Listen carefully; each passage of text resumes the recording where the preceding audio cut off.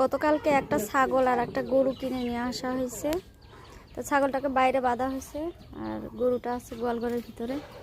চলুন আপনাদেরকে দেখাই, আপনাদের সাথে শেয়ার করি। এই যে এই গরুটা কিনে আনা হয়েছে।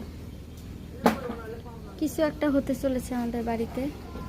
আর এটা আমার দেবরের গরু, এটা আগেরই ছিল। দুইটা সেম সেম কালার হয়ে গেছে, দুইটাই কালো, একদম ম্যাচিং হয়ে গেছে।